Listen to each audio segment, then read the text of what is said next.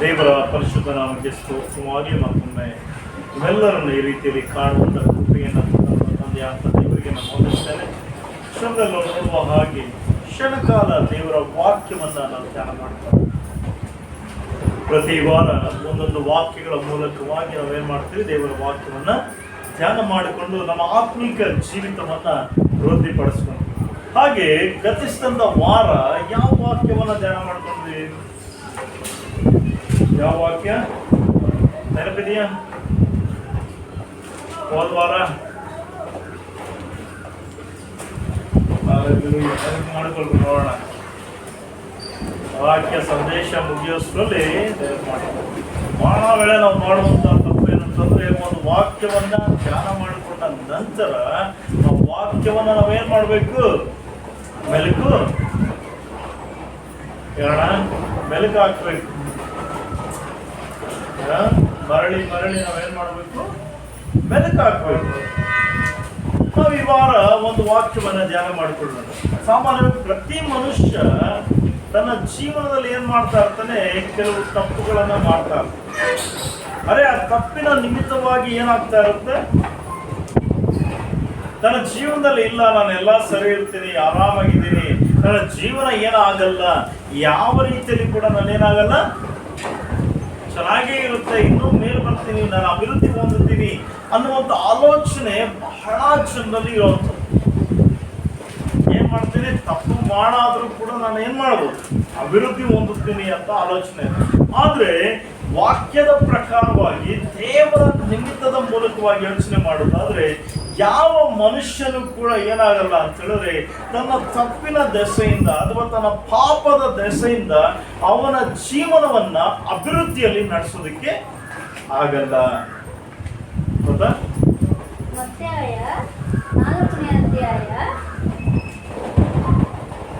ಶೋಧನೆ ಕುರಿತಾಗಿ ನಾವು ಧ್ಯಾನ ಮಾಡ್ಕೊಂಡು ಹೋದ್ರ ಅಲ್ವಾ? ಎಷ್ಟು ಶೋಧನೆಗಳು ಬರುತ್ತೆ, ಯಾವ ರೀತಿಯಲ್ಲಿ ಬರುತ್ತೆ ಅನ್ನೋದು. ಹಲ್ಲೆಲೂಯಾ. ನೋಡುವಾಗ ಈ ವಾಕ್ಯ ಹೇಳುವಂಥದ್ದು, ಪಾಪದ ನಿಮಿತ್ತ ನಾವೇನಾಗ್ತೀವಿ ಅಂತ ಹೇಳಿದ್ರೆ ಕುಂಠಿತವಾಗ್ತೀವಿ ಹೊರತು ಅಭಿವೃದ್ಧಿ ಆಗಲ್ಲ ಅನ್ನುವಂಥ ವಚನ. ನಾವು ಪಾಪ ಮಾಡುವಾಗ ಪಾಪದ ನಿಮಿತ್ತವಾಗಿ ನಾವೇನಾಗ್ತೀವಿ? ಇನ್ನೂ ಬಳಲುವಂತವರಾಗಿದ್ದೇವೆ. ಇವತ್ತು ಅನೇಕ ಜನರ ಯಾಕೆ ನನ್ನ ಜೀವನದಲ್ಲಿ ಅಭಿವೃದ್ಧಿ ಇಲ್ಲ, ಯಾಕೆ ನನ್ನ ಜೀವನದಲ್ಲಿ ನಾನು ಜಯ ಗಳಿಸೋಕ್ಕಾಗ್ತಾ ಇಲ್ಲ, ಯಾಕೆ ನನ್ನ ಜೀವನದಲ್ಲಿ ಅಭಿವೃದ್ಧಿಯನ್ನು ಹೊಂದಿಕೊಳ್ಳಕ್ಕಾಗ್ತಾ ಇಲ್ಲ, ಆಶೀರ್ವಾದವನ್ನು ಹೊಂದಿಕೊಳ್ಳಕ್ಕಾಗ್ತಾ ಇಲ್ಲ ಅಂದ್ರೆ ಕಾರಣ ಏನು? ಅವ್ರು ಮಾಡ್ತಾ ಇರುವಂತ ಅವರ ಜೀವನದಲ್ಲಿರುವಂತ ಪಾಪದ ನಿಮಿತ್ತ ಅಭಿವೃದ್ಧಿ ಬರ್ತಾ ಇಲ್ಲ. ಒಂದು ವಾಕ್ಯವನ್ನು ನೋಡೋಣ. ಯೆಹೋಶುವನ ಗ್ರಂಥ, ಹಳೆಯ ಒಡಂಬಡಿಕೆಯಲ್ಲಿ ಯೆಹೋಶುವನ ಗ್ರಂಥ 7ನೇ ಅಧ್ಯಾಯ.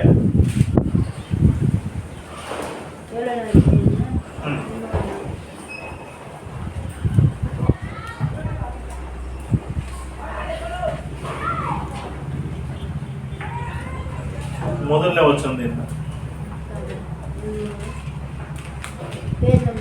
250. ಯಹೂದ ಕುಲದವನು, ಇರಾಹನ ಗೋತ್ರದವನು, ಜಬ್ದಿಯ ಕುಟುಂಬದವನು, ಆಲ್ಮೀಯ ಮಗನೂ ಆದ ಆಕಾನನು ಯೆಹೋವನಿಗೆ ಮೀಸಲಾಗಿದ್ದ ವಸ್ತುಗಳಲ್ಲಿ ಕೆಲವನ್ನು ಕದ್ದುಕೊಂಡದ್ದರಿಂದ ಇಸ್ರಾಯೇಲರು ದ್ರೋಹಿಗಳಾದರು. ಯೆಹೋವನ ಕೋಪವು ಅವನ ಮೇಲೆ ಉರಿಯ ಹತ್ತಿತು. ಮೊದಲನೇ ವಾಕ್ಯ ನೋಡೋಣ. ವಾಕ್ಯ ಹೇಳ್ತಾ ಇದೆ, ಯಹೂದ ಕುಲದವನು, ಜಹರನ ಗೋತ್ರದವನು, ಜಬ್ದಿಯ ಕುಟುಂಬದವನು, ಕಾರ್ಮಿಯ ಮಗನೂ ಆದಂತ ಆಕಾನನು ಏನ್ ಮಾಡದಂತೆ? ಯೆಹೋವನಿಗೆ ಮೀಸಲಾಗಿಟ್ಟ ವಸ್ತುಗಳನ್ನ ಏನ್ ಮಾಡ್ದ? ಕೆಲವನ್ನ ಕದ್ಕೊಂಡ.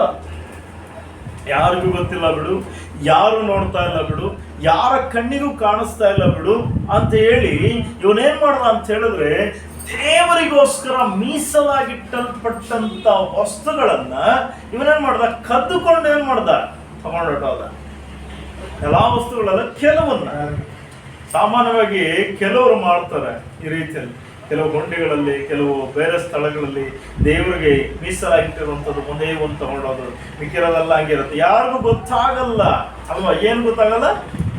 ಹಣ ತಗೊಂಡಿರೋದಾಗ್ಲಿ, ಆ ವಸ್ತು ತಗೊಂಡಿರೋದಾಗ್ಲಿ ಯಾರಿಗೂ ಗೊತ್ತಾಗಲ್ಲ. ಯಾಕಂದ್ರೆ ಜಾಸ್ತಿ ಇತ್ತು ಅದ್ರಲ್ಲಿ ಒಂದು ತಗೊಂಡ್ರು, ಗೊತ್ತಾಗಲ್ಲ ಅಂತೇಳಿ ಯಾರು ನೋಡ್ತಾ ಇಲ್ಲ ಅಂತ ಮಾಡಿದ್ರು ಕೂಡ ಯಾರು ನೋಡ್ತಾ ಇಲ್ಲಲ್ಲ. ಯಾರು ನೋಡ್ತಾವ್ರೆ?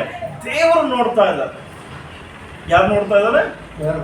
ನೋಡ್ರಲ್ಲಿ ವಾಕ್ಯ ಹೇಳ್ತಾ ಇದೆ, ಆಕಾನನು ಯೆಹೋವನಿಗೆ ಮೀಸಲಾಗಿಟ್ಟಿರುವಂತ ವಸ್ತುಗಳನ್ನ ಕದ್ದುಕೊಂಡದ್ದರಿಂದ ಇಸ್ರಾಯೇಲರೆಲ್ಲರೂ ಯಾರಂತೆ?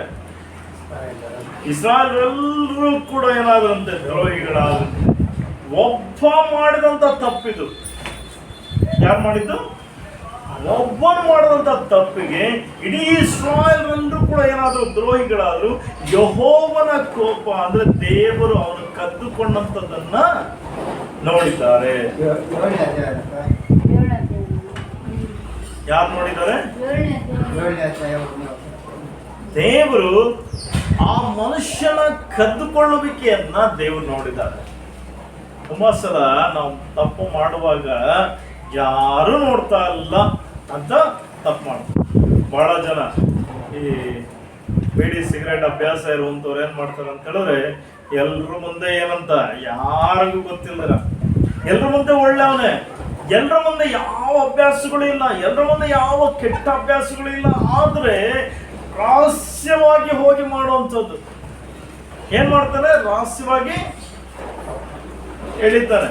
ರಹಸ್ಯವಾಗಿ ಯಾರು ಗೊತ್ತಿಲ್ದಿರೋ ಅರ್ಧರಾತ್ರಿಯಲ್ಲಿ ಮಲಗೋದಕ್ಕಿಂತ ಮುಂಚೆ ಒಂಚೂರು ಎಣ್ಣೆ ಹೊಡೆದ್ಬಿಟ್ಟು ಮಲಗ್ಕೊಳ್ಳೋದು. ಯಾರು ನೋಡ್ತಾ ಇಲ್ಲ? ಸಭೆಯಲ್ಲಿ ಭಕ್ತನು, ಸಭೆಯಲ್ಲಿ ತುಂಬಾ ಭಕ್ತಿವಂತನು, ಸಭೆಯಲ್ಲಿ ತುಂಬಾ ಚೆನ್ನಾಗಿರುವಂತ ವಿಶ್ವಾಸಿ, ತುಂಬಾ ಪ್ರಾರ್ಥನೆ ಮಾಡ್ತಾ ಇರುವಂತ ವ್ಯಕ್ತಿ ಕೂಡ ಅನೇಕ ವೇಳೆ ಕದ್ದು ಮುಚ್ಚಿ ಮಾಡುವಂತ ಪಾಪಗಳು ಯಾರಿಗೂ ಗೊತ್ತಾಗಲ್ಲ. ಅಂದ್ರೆ ದೇವರಿಗೆ ಚೆನ್ನಾಗಿ ನೀನು ಮಾಡಿದಂತ ಪಾಪ ಯಾವ ಮನುಷ್ಯ ನೋಡಿಲ್ಲ, ಯಾವ ವ್ಯಕ್ತಿಗಳು ನೋಡಿಲ್ಲ, ಯಾವ ಕುಟುಂಬಸ್ಥರು ನೋಡಿಲ್ಲ, ಯಾವ ಸಭಿಕರು ನೋಡಿಲ್ಲ. ಆದ್ರೆ ಯಾರು ನೋಡಿದ್ರು? ದೇವರು ನೋಡಿದ್ರು. ಯಾರು ಮರೆ ಮಾಡೋಕ್ಕಾಗಲ್ಲ. ದೇವರಿಗೆ ಮರೆ ಮಾಡೋದಕ್ಕೆ ಆಗೋದೇ ಇಲ್ಲ. ಅದಕ್ಕೆ ಈ ವ್ಯಕ್ತಿ ಮಾಡಿದಂತ ಪಾಪವನ್ನ ಯಾರು ಹೇಳಿದ್ರು? ನೋಡಿದ್ರು, ದೇವರು ನೋಡಿದ್ರು. ಇಸ್ರಾಯೇಲರಿಗೆ ಗೊತ್ತಾಗಿಲ್ಲ. ಅರೆ, ದೇವರ ವಸ್ತುಗಳು ಕಡಿಮೆ ಆಗಿದೆಯಲ್ಲ, ಅಲ್ಲಿ ಕದ್ದುಕೊಳ್ಳಲ್ಪಟ್ಟಿದೆಯಲ್ಲ, ಅಲ್ಲಿ ಏನ್ ಕಡಿಮೆ ಆಗಿದೆ, ಕೊರತೆ ಆಗಿದೆ ಅನ್ನೋದು ಗೊತ್ತಾಗಿಲ್ಲ ಇವರಿಗೆ. ಆದರೆ ಇವರೆಲ್ಲ ನಾರ್ಮಲ್ ಆಗಿ ಮಾಮೂಲಿಯಾಗಿ ಇರುವಾಗ ನೋಡ್ರಿ, ಯೆಹೋಶುವನು 2ನೇ ವಚನ, ಯೆಹೋಶುವನ ಜನರನ್ನು ಕರೆದು ನೀವು ಘಟಾತಿ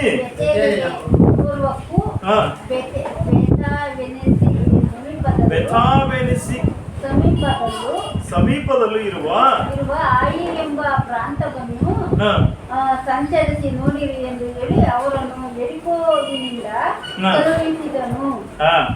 ಅವರು ಹೋಗಿ ಆಯಿ ಎಂಬ ಊರನ್ನು ಸಂಚರಿಸಿ ನೋಡಿ ಹಿಂದಿರುಗಿ ಬಂದು ಯೆಹೋಶುವನಿಗೆ, ಜನರು ಹೋಗುವುದಕ್ಕೂ ಅವಶ್ಯವಿಲ್ಲ, 2 ಅಥವಾ 3 ಸಾವಿರ ಮಂದಿ ಹೋದರೆ ಸಾಕು, ಅವರು ಪಟ್ಟಣವನ್ನ ಜಯಿಸಬಹುದು, ಎಲ್ಲರನ್ನು ಸುಮ್ಮನೆ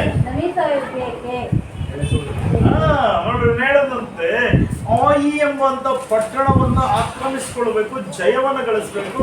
ಆ ಪಟ್ಟಣಕ್ಕೆ ಹೋಗಿ ಯುದ್ಧ ಮಾಡಿ ಗೆಲ್ಲುವುದಕ್ಕೆ ಹೋಗ್ತಾ ಇರುವಂತ ಇವರು ಈ ಎಲ್ಲವರು ಜನರನ್ನ ಕಳಿಸ್ಕೊಟ್ರಂತ ಏನಕ್ಕೆ? ನೋಡ್ಕೊಂಡ್ಬನ್ರಿ ಆಯಿ ಅನ್ನೋಂತ ಪಟ್ಟಣ ಹೇಗಿದೆ, ಯಾವ ರೀತಿಯಲ್ಲಿದೆ, ಆ ಪಟ್ಟಣವನ್ನ ನಾವು ಗೆಲ್ಲೋದಕ್ಕೆ ಆಗುತ್ತಾ, ಎಷ್ಟು ಜನ ಬೇಕಾಗುತ್ತೆ, ಸೈನ್ಯ ಹೇಗಿದೆ ಅಂತ ಕಳಿಸ್ಕೊಟ್ಟಾಗ ಇವ್ರು ಏನ್ ಮಾಡಿದ್ರಂತೆ? ನೋಡ್ಬಿಟ್ಟು ಬಂದಂತ ವ್ಯಕ್ತಿಗಳು ಹೇಳಿದ್ರಂತೆ, ಎಲ್ಲಾ ಸೈನ್ಯನೂ ಬರುವಂತ ಅವಶ್ಯಕತೆ ಇಲ್ಲ, 2 ಇಲ್ಲ 3 ಸಾವಿರ ಜನ ಹೋಗೋಣ. ಎಷ್ಟು ಜನ? 2,000 ಇಲ್ಲ 3,000 ಜನ ಹೋಗೋಣ. ಹೋಗ್ಬಿಟ್ಟು ಏನ್ ಮಾಡೋಣ? ಆರಾಮಾಗಿ ಜಯಿಸ್ಕೊಂಡ್ ಬರೋಣ. ಬಿಕ್ಕಿರ್ಬೇಕಿಲ್ಲ, ಸುಮ್ಮನೆ ಯಾಕೆ ಪ್ರಯಾಸ ಕಷ್ಟ ಯಾಕೆ ಅಲ್ವಾ? ನಾವು ಸಹ ಕೆಲವು ಸಲ ಇದೇ ರೀತಿ ಮಾಡ್ತೀವಲ್ಲ, ಎಲ್ರಿಗೂ ಯಾಕಣ ಕಷ್ಟ, ನಾವು ಹೋಗೋಣ, ನಾವು ಮಾಡೋಣ ಅಲ್ವಾ ಅಂತ ಹೇಳಿ ಇವ್ರೇನ್ ಮಾಡೋದ್ರಂತೆ? 2 ಅಥವಾ 3 ಸಾವಿರ ಜನರನ್ನ ತಗೊಂಡು ಇವ್ರೇನ್ ಮಾಡೋದಂತೆ? ಯುದ್ಧಕ್ಕೆ ಹೋದ್ರು. ಹೋದಾಗ ಅಲ್ಲಿ ಏನಾಯ್ತಂತೆ? ಕೆಳಗಡೆ ಬಂದ್ರು ಹಾಗೆ ಸ್ವಲ್ಪ ಮಂದಿ ಮಾತ್ರ ಇರುತ್ತಾರೆ ಹಾ. ಎಂದು ಹೇಳಿದರು. ಅದರಂತೆ ಅದರಂತೆ ಸುಮಾರು 3,000 ಮಂದಿ ಹೋದರು. ಆದರೆ ಅವರು ಆಯಿ ಎಂಬ ಊರಿನವರ ಎದುರಿನಿಂದ ಓಡಿ ಬರಬೇಕಾಯಿತು. ಆಯಿ ಎಂಬ ಊರಿನವರು ಅವರನ್ನು ಊರು ಬಾಗಿಲಿನಿಂದ ಕಲ್ಲು ಗಣಿಯವರೆಗೂ ಹಿಂದಟ್ಟಿ ಇಳಿಯ ನೆಲದಲ್ಲಿ ಅವರನ್ನು ಸೋಲಿಸಿ ಸುಮಾರು 36 ಮಂದಿಯನ್ನು ಹತ ಮಾಡಿದರು. ಇದರಿಂದ ಇಸ್ರಾಯೇಲರ ಧೈರ್ಯವು ಕರಗಿ ನೀರಾಯಿತು. ಏನಾಯ್ತಂತೆ ಇಲ್ಲಿ ನೋಡಿ, ವಾಕ್ಯ ಹೇಳ್ತಾ ಇದೆ, ಇವರು ಎಷ್ಟು ಜನ ಹೋಗಿದ್ದಾರೆ?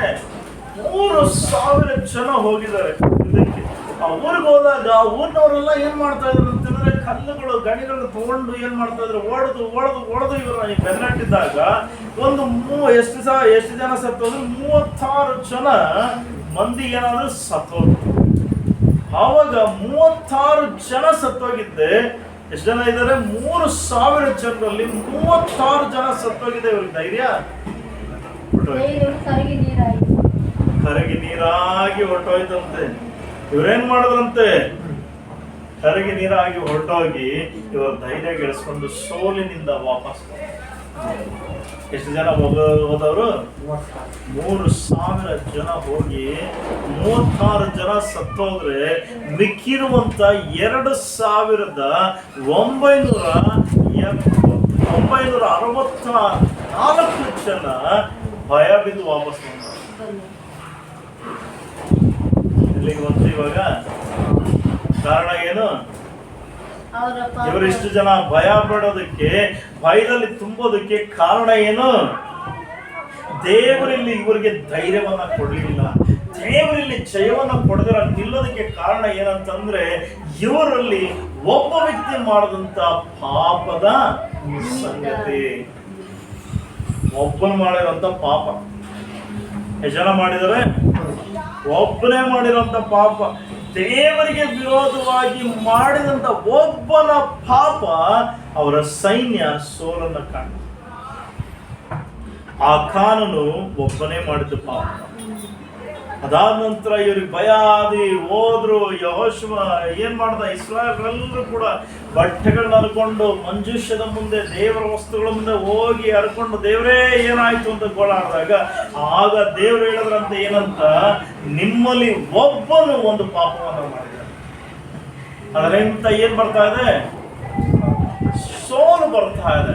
ಇವತ್ತು ಮನುಷ್ಯನ ಜೀವನದಲ್ಲಿ, ನಮ್ಮ ಜೀವನಗಳಲ್ಲಿ ಕ್ರಿಸ್ತನಿಗೆ ವಿರೋಧವಾಗಿ ಮಾಡಲ್ಪಟ್ಟಂತ ಒಂದು ಪಾಪ, ಒಬ್ಬನ ಪಾಪ ಕುಟುಂಬದಲ್ಲೇ ಏನಾಗ್ತಾ ಇದೆ? ಸೋಲು ಬರ್ತಾ ಇದೆ. ಯಾಕೆ ಬರ್ತಾ ಇದೆ? ಒಬ್ಬನು ಮಾಡಿರುವಂತ ಪಾಪ, ಒಬ್ಬನು ಮಾಡಿರುವಂತ ದ್ರೋಹ, ಒಬ್ಬನು ಮಾಡಿದಂತ ತಪ್ಪುಗಳ ನಿಮಿತ್ತ. ಹಾಗಾದ್ರೆ ಇವತ್ತು ನಮ್ಮ ಜೀವನದಲ್ಲಿ ನಾವೇನ್ ಮಾಡ್ತೇವೆ? ಅರೆ ಪಾಪ ಮಾಡಿದೀವಿ, ಹಾಗಾದ್ರೆ ಏನ್ ಬರುತ್ತೆ? ಪಾಪದ ನಿಮಿತ್ತ ಬರುವಂತದ್ದು ಶಿಕ್ಷೆ ಮರಣ ಅಂತ ವಾಕ್ಯ ಹೇಳುತ್ತೆ. ರೋಮ ಪತ್ರಿಕೆ 6ನೇ ಅಧ್ಯಾಯ ನೀವು ತೆಗೆದ್ರೆ ನೋಡ್ರಿ, ರೋಮಾಪುರದವರಿಗೆ ಬರೆದಂತ ಪತ್ರಿಕೆ 6ನೇ ಅಧ್ಯಾಯವನ್ನು ತೆಗೆದ್ರೆ ವಾಕ್ಯ ಹೇಳುತ್ತೆ ಅಂತಂದ್ರೆ, ಪಾಪವು ಕೊಡುವ ಸಂಬಳ ಏನು? 23ನೇ ವಚನ. ಪಾಪವು ಕೊಡುವ ಸಂಬಳ ಮರಣ, ದೇವರ ಉಚಿತಾದ ವರವು ನಮ್ಮ ಕರ್ತನಾದ ಕ್ರಿಸ್ತ ಯೇಸುವಿನಲ್ಲಿರುವ ನಿತ್ಯ ಜೀವ. ಪಾಪ ಕೊಡುವಂಥದ್ದೇನು? ಏನ್ ಕೊಡುತ್ತೆ? ಚಿಕ್ಕ ರೋಮಾಪುರದವರಿಗೆ ಬರೆದ ಪತ್ರಿಕೆ 6ನೇ ಅಧ್ಯಾಯ 23ನೇ ವಚನ. ಯಾಕೆಂದರೆ ಪಾಪವು ಕೊಡುವ ಸಂಬಳ ಮರಣ.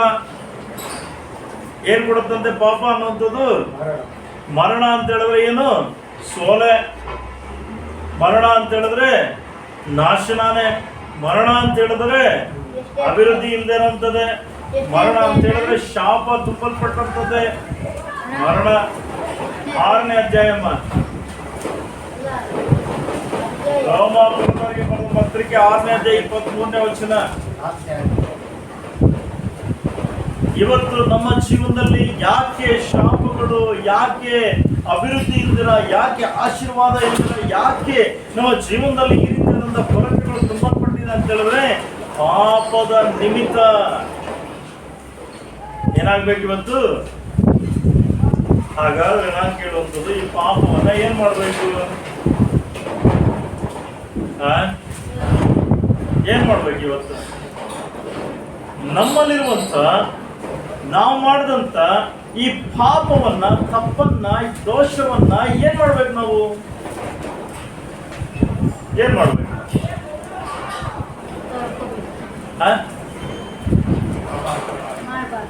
ಪಾಪವನ್ನ ಸುಡಬೇಕು ವಸ್ತು.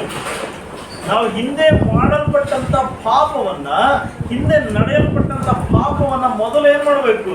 ಅದನ್ನ ಸಂಪೂರ್ತಿಯಾಗಿ, ಅಲ್ಪ ಸ್ವಲ್ಪ ಅಲ್ಲ, ಸಂಪೂರ್ತಿಯಾಗಿ ಸುಡೋದಕ್ಕೆ ಪ್ರಾರಂಭ ಮಾಡಬೇಕು. ಸುಟ್ಟಾಗ ಮಾತ್ರನೇ ಏನ್ ಮಾಡಬೇಕು? ಸುಟ್ಟಾಕ್ಬೇಕು. ಏನು ಉಳಿಬಾರ್ದು, ಅವಶೇಷಗಳು ಕೂಡ ಉಳಿಬಾರ್ದು. ಪೂರ್ತಿ ಬೂದಿ ಆಗ್ಬೇಕು. ಬೂದಿ ಆದ್ರೆ ಬೂದಿ ಉಳಿಯುತ್ತಾ? ಗಾಳಿ ಬಡ್ಕೊಂಡು ಹೊರಟೋಗುತ್ತೆ. ಬೂದಿ ಏನಾಗುತ್ತೆ?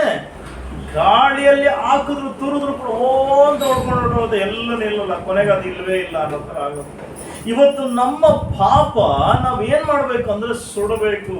ಹೇಗೆ ಸುಡುವಂಥದ್ದು ಅಂತ ಹೇಳಿದ್ರೆ, ಯೇಸು ಕ್ರಿಸ್ತನ ರಕ್ತದ ಮೂಲಕ. ದೇವರೇ, ನನ್ನ ಜೀವನದಲ್ಲಿ ಈ ರೀತಿಯಾದಂಥ ಪಾಪವು ನಾನು ಮಾಡಿದ್ದೀನಿ, ಈ ರೀತಿಯಾದಂಥ ಪಾಪ ದೋಷಗಳನ್ನ, ತಪ್ಪುಗಳನ್ನ ನಾನು ಮಾಡಿದ್ದೀನಿ. ಇದನ್ನ ನಿಮ್ಮ ರಕ್ತದ ಮೂಲಕ ನನ್ನನ್ನು ಪರಿಪೂರ್ಣವಾಗಿ ಏನ್ ಮಾಡು, ಅಲ್ಪ ಸ್ವಲ್ಪ ಅಲ್ಲ, ತೊಳೆದ್ಬಿಡು. ಪರಿಪೂರ್ಣವಾಗಿ ಇದನ್ನ ಸುಟ್ಟಾಕ್ಬಿಡು. ಬೇಡ, ನನ್ನ ಮೇಲೆ, ನಾನು ಇನ್ನ ಮೇಲೆ ಏನ್ ಮಾಡಬಾರ್ದು, ಅದನ್ನ ಮಾಡಬಾರ್ದು. ಕೆಲವರು ಏನ್ ಮಾಡ್ತಾರೆ ಅಂತ ಹೇಳಿದ್ರೆ, ಭಾನುವಾರ ಕ್ಷಮಿಸು ಅನ್ನೋದು ಸೋಮವಾರ ಮತ್ತೆ ಮಾಡುವಂಥದ್ದು. ಭಾನುವಾರ ಕ್ಷಮಿಸು, ಸೋಮವಾರ, ಭಾನುವಾರ ಪೂರ್ತಿ ಶುದ್ಧರು. ಭಾನುವಾರ ಪೂರ್ತಿ ಏನು? ಕ್ಷಮಿಸು, ಶುದ್ಧರು. ಬಿಳಿ ಬಟ್ಟೆನ ನಂತರ ಶುದ್ಧರು. ಸೋಮವಾರದಿಂದ ಶನಿವಾರದವರೆಗೂ ಪಾಪ ಮಾಡ್ತಾನೆ ಇರೋದೆ, ತಪ್ಪು ಮಾಡ್ತಾ ಇರೋದೆ, ಮಾಡಿದ್ದೇನೆ ಮಾಡ್ತಾ ಇರೋದೆ. ಅದಕ್ಕೆ ಪೌಲನು ಹೇಳ್ತಾರೆ, ನಾಯಿ ತಾನು ಕಕ್ಕಿದ್ದನ್ನು ನೆಕ್ಕುವ ಹಾಗೆ ಏನ್ ಮಾಡ್ತಾ ಇದ್ದೀರಂತೆ? ಮರಳಿ ಅದನ್ನೇ ತಪ್ಪನ್ನು ಮಾಡ್ತಾ ಇದ್ದೀರಾ. ಇನ್ಮೇಲೆ ಏನ್ ಮಾಡ್ರಿ? ಮಾಡ್ಬೇಡ, ತಿದ್ದುಕೊಳ್ರಿ. ಇವತ್ತಿಂದ ಏನ್ ಮಾಡ್ರಿ? ತಿದ್ದುಕೊಳ್ರಿ. ಇವತ್ತಿಂದ ಜೀವಿತವನ್ನ ಬದಲಾಯಿಸ್ಕೊಳ್ರಿ. ಇವತ್ತು ದೇವರು ಒಂದು ಅವಕಾಶವನ್ನು ಕೊಟ್ಟಿದ್ದಾರೆ. ನಿಮ್ಮ ತಪ್ಪುಗಳನ್ನ, ನಿಮ್ಮ ಪಾಪಗಳನ್ನ, ನಿಮ್ಮ ದ್ರೋಹಗಳನ್ನ ಯೇಸುವಿನ ರಕ್ತದಲ್ಲಿ ತೊಳ್ಕೊಳ್ರಿ. ಇವತ್ತು ಅವಕಾಶ ಇದೆ, ನಾಳೆ ಇರಲ್ಲ. ಯಾಕಿರಲ್ಲ? ನಿಮ್ಮ ತಪ್ಪಿನ ಮೇಲೆ ತಪ್ಪುಗಳು ಮಾಡ್ಕೊಂಡು ಹೋದಾಗ, ಒಂದನ್ನ ಮುಚ್ಚೋದಕ್ಕೋಸ್ಕರ ಇನ್ನೊಂದು ಮಾಡ್ಕೊಂಡು ಹೋಗ್ಬೇಕಾದಾಗ ನಿಮ್ಮ ಪಾಪಗಳೇನಾಗುತ್ತೆ? ಬೆಳಕೊಂಡೇ ಹೋಗುತ್ತೆ. ದೇವರಿಂದ ಇನ್ನೂ ದೂರ ಆಗುತ್ತೆ, ಒಂದು ಹತ್ರಕ್ಕೆ ಬರೋದಕ್ಕಾಗತ್ತೆ. ಆದ್ರಿಂದ ಇವತ್ತೇನ್ ಮಾಡ್ಬೇಕು? ತೊಳೆಯಲ್ಪಟ್ಟಂತ ವ್ಯಕ್ತಿಗಳಾಗಬೇಕು. ಈ ಯೆಹೋಶುವನು ಏನ್ ಮಾಡ್ತಾನೆ ಗೊತ್ತಾ? ಈ ಎಲ್ಲಾ ಇಸ್ರಾಯೇಲ್ ಜನರನ್ನ ಯಾವ ವ್ಯಕ್ತಿ ಮಾಡಿದನೋ ಅವನ್ನ ಕುಲಕ್ಕೆ ಗುಣವಾಗಿ, 12 ಜನ ಅಲ್ವಾ, 12 ಕುಲಗಳಿರುತ್ತೆ, ಆ ಕುಲಗಳಿಗೆ ಅನುಗುಣವಾಗಿ ತೆಗಿತಾನೆ. ಅದರಲ್ಲಿ ಗೋತ್ರಗಳಿಗೆ ಅನುಗುಣವಾಗಿ ತೆಗಿತಾನೆ, ಅದರಲ್ಲಿ ಕುಟುಂಬಗಳಿಗೆ ಅನುಗುಣವಾಗಿ ತೆಗಿತಾನೆ. ಅದರಲ್ಲಿ ಯಾವ ವ್ಯಕ್ತಿ ಮಾಡುವಂತ ತಿಳ್ಕೊಂಡು ಆ ತಪ್ಪನ್ನ ಸುಟ್ಟಾಕ್ತಾನೆ. ಇವತ್ತು ನಾವು ಕೂಡ ಏನ್ ಮಾಡ್ಬೇಕು? ತಿಳ್ಕೋಬೇಕು. ನಾನು ಏನ್ ಮಾಡ್ತಾ ಇದ್ದೀನಿ, ನಾನು ಯಾವ ತಪ್ಪನ್ನ ಮಾಡ್ತಾ ಇದ್ದೀನಿ, ಯಾವ ದ್ರೋಹವನ್ನ ಮಾಡ್ತಾ ಇದ್ದೀನಿ ದೇವರಿಗೆ, ಯಾವ ಶಾಪ ನನ್ನ ಮೇಲೆ ತುಂಬಲ್ಪಡೋದಕ್ಕೆ ಸಾಧ್ಯವಾಗ್ತಾ ಇದೆ. ಅದರಿಂದ ನಾನೇನ್ ಮಾಡ್ಬೇಕು? ತೊಳೆಯಲ್ಪಡಬೇಕು, ತಿಳ್ಕೋಬೇಕು ಯಾವುದು ಅಂತ. ಅನೇಕ ವೇಳೆ ನಮ್ಗೆ ತಿಳಿಯಲ್ಲ. ನಮ್ಗೆ ಯಾಕೆ ತಿಳಿಯಲ್ಲ ಅಂತ ಹೇಳಿದ್ರೆ, ಅದರಲ್ಲೇ ಮುಳುಗೋಗಿದ್ದಾಗ ಅದು ತಪ್ಪು ಅನ್ನುವಂಥದ್ದು ಏನ್ ಮಾಡೋಕ್ಕಾಗಲ್ಲ, ತಿಳಿಯಲ್ಲ. ಒಬ್ಬ ವ್ಯಕ್ತಿ ಪ್ರಸಂಗ ಮಾಡ್ತಾ ಇದ್ದ, ಅನ್ಯೋನ್ಯವಾಗಿರ್ಬೇಕು, ನಾವೆಲ್ಲ ಅನ್ಯೋನ್ಯವಾಗಿರ್ಬೇಕು, ಎಲ್ಲವನ್ನು ಮರೆತು ಅನ್ಯೋನ್ಯವಾಗಿರ್ಬೇಕು ಅಂತ. ಪ್ರಸಂಗ ಆದ ನಂತರ ಅವನು ಸರಿ ಇಲ್ಲ, ಇವ್ರು ಸರಿ ಇಲ್ಲ, ಅವ್ರ ಜೊತೆ ಸೇರಬಾರ್ದು, ಇವ್ರ ಜೊತೆ ಸೇರಬಾರ್ದು, ಅವ್ರಿಗೆ ನಾವ್ಯಾಕೆ ಸಹಾಯ ಮಾಡಬೇಕು? ಹಾಗಾದ್ರೆ ನಿನ್ನ ಪ್ರಸಂಗ ಏನಾಯ್ತು? ಉರುಳಿಲ್ಲದ್ದು, ಏನಿಲ್ಲ, ಪ್ರಯೋಜನಕ್ಕಿಲ್ಲ. ನೀನ್ ಪಡ್ಕೋಬೇಕಷ್ಟೇ, ಇವಾಗ ನಾನು ಪಡ್ಕೋಬೇಕಷ್ಟೇ. ಯಾಕೆ? ನನ್ನ ಪ್ರಸಂಗ, ನನ್ನ ಕ್ರಿಯೆಗಳಿಲ್ಲ ಅಂತ ಹೇಳಿದಾಗ ನನ್ನ ಪ್ರಸಂಗ ಏನಿಲ್ಲ, ಉರುಳಿಲ್ಲ. ಯಾರು ನಂಬಲ್ಲ, ಯಾರು ಕೂಡ ಕೇಳಲ್ಲ ಅಲ್ವಾ? ಇವತ್ತು ನೀವು ಕೇಳ್ತಾ ಇದ್ದೀರಾ ಇಲ್ವಾ? ತಿಳ್ಕೊಂತ ಇದ್ರೆ ಇಲ್ವಾ? ಹಾಗಾದ್ರೆ ನಾನು ಪ್ರಸಂಗಕ್ಕೆ ಹೊರಳಿದ್ದೆ. ನನ್ನ ಪ್ರಸಂಗ ಏನಿದೆ? ಒಳ್ಳೆಯದೇ ಕ್ರಿಯೆಗಳಿದೆ. ಅದಕ್ಕೆ ನಮ್ಮ ಜೀವನ ಯಾವುದು ಸರಿ ಇಲ್ಲ, ನಮ್ಮ ಜೀವನದಲ್ಲಿ ಯಾವುದು ಸರಿ ಇಲ್ಲ ಅದನ್ನ ಮೊದಲು ತೆಗೆದು ಸುಟ್ಟಾಕ್ಬೇಕು. ಆವಾಗಲೇ ಸರಿ. ಇಲ್ಲ ಅಂತ ಹೇಳಿದ್ರೆ ಅದೇನಾಗುತ್ತೆ, ಬೆಳೆದು ಬೆಳೆದು ದೊಡ್ಡದಾಗುತ್ತೆ. ಒಂದು ಉದಾಹರಣೆ ಹೇಳಿ ನಾನು ಮುಗಿಸ್ತೀನಿ.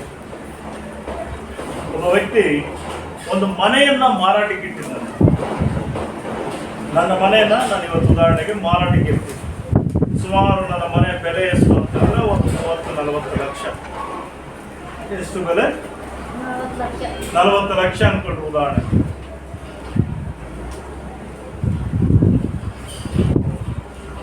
$40 ಲಕ್ಷದ ಮನೆ ಇವತ್ತು ನಾನೇನ್ ಮಾಡಿದ್ದೀನಿ, ಮಾರಾಟಕ್ಕೆ ಇದ್ದೀನಿ. ಮಾರಾಟಕ್ಕೆ ಇಟ್ಟಾಗ ಯಾರು ಕೂಡ ಏನ್ ಮಾಡ್ತಲ್ಲ, ಅಯ್ಯೋ ತುಂಬಾ ಬೆಲೆ ಇರುವಂಥದ್ದು, ತುಂಬಾ ಏನಾಗಿದೆ ಬೆಲೆ ಜಾಸ್ತಿ ಇದೆ, ಆದ್ರಿಂದ ಏನ್ ಮಾಡೋಣ ತಗೊಳ್ಳೋದಕ್ಕೆ ಎಲ್ಲರೂ ಯೋಚನೆ ಮಾಡ್ತಾವೆ.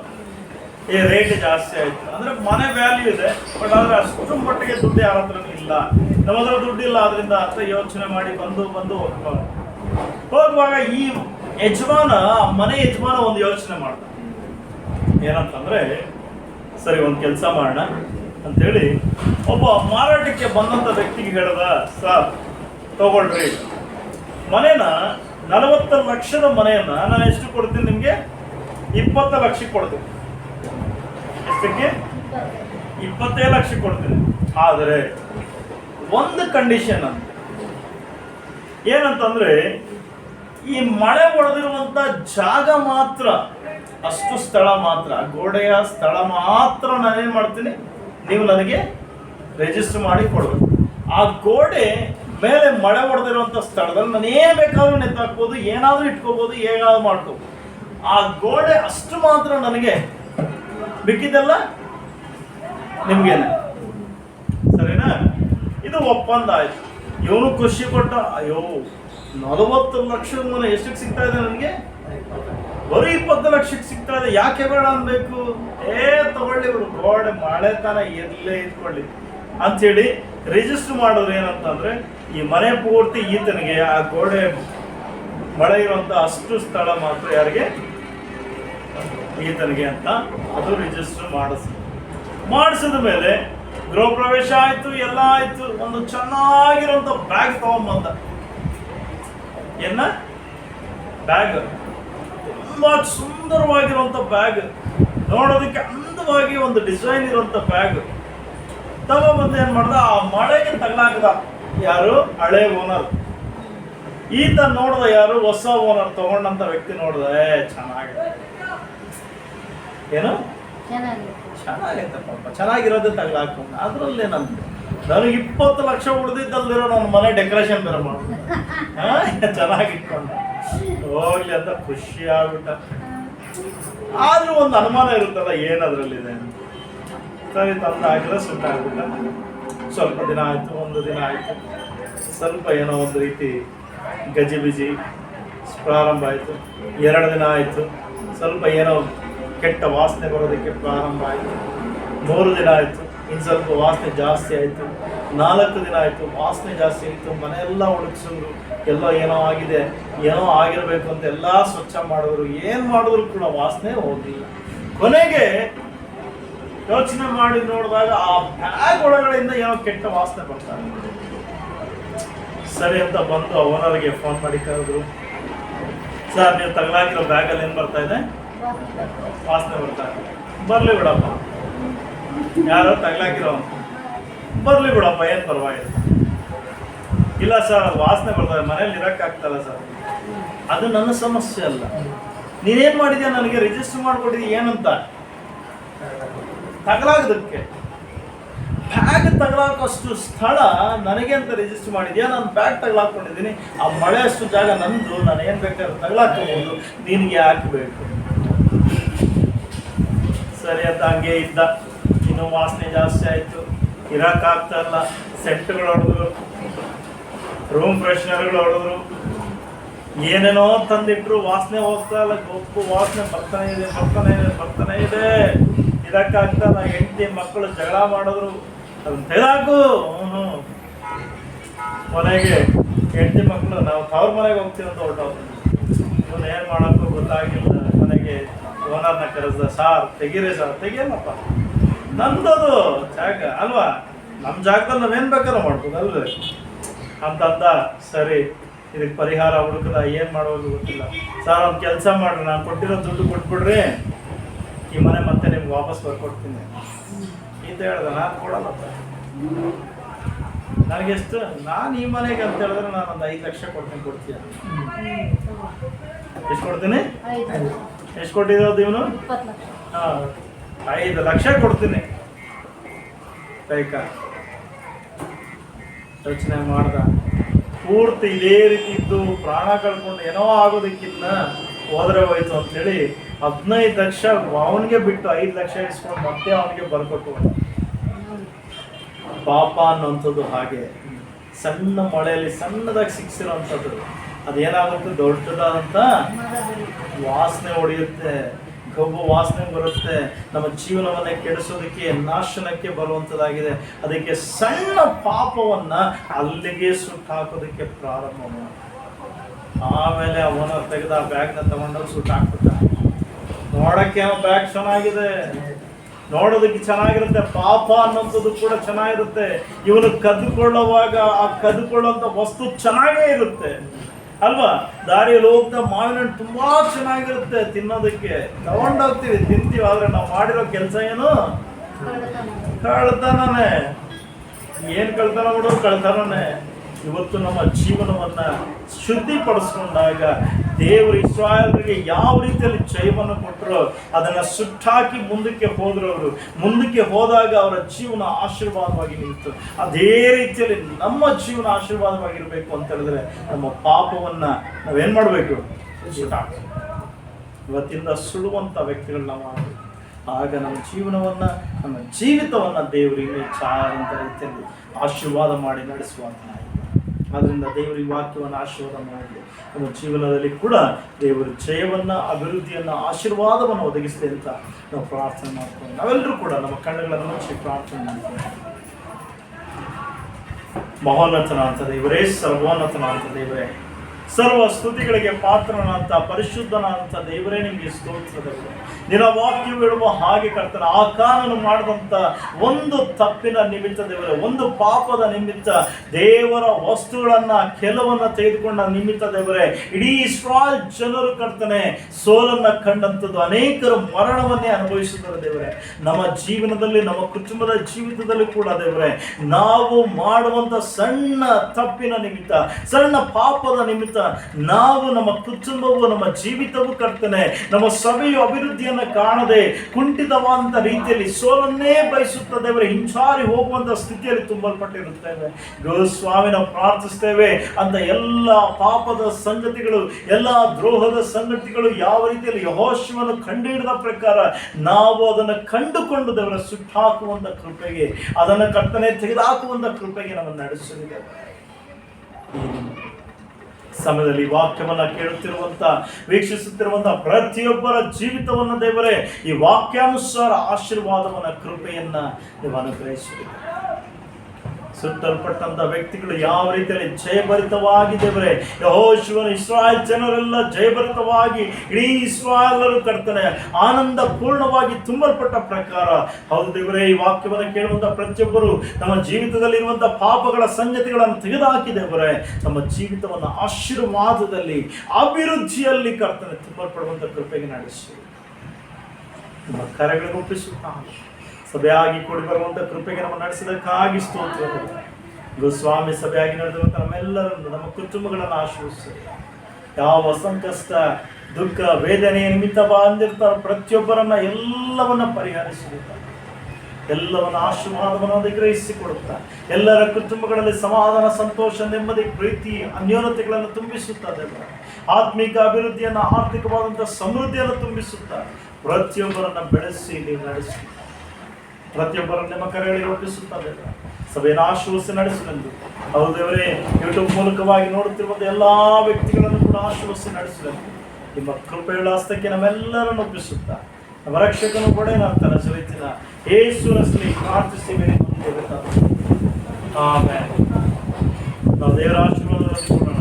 ನಮ್ಮ ಕರ್ತನಾದ ಯೇಸು ಕ್ರಿಸ್ತನ ಕೃಪೆ, ತಂದೆ ದೇವರ ಪ್ರೀತಿ, ಪರಿಶುದ್ಧಾತ್ಮನ ನಡೆಸುವಿಕೆ ಈಗಲೂ ಯಾವಾಗಲೂ ನಮ್ಮೆಲ್ಲರ ಸಂಗಡ, ನಮ್ಮ ಕುಟುಂಬಗಳ ಸಂಗಡ ನಿತ್ಯ ಕಾಲಕ್ಕೂ ನೆಲೆಯಾಗಿರಲಿ. Amen. Amen. Amen. Praise the lord.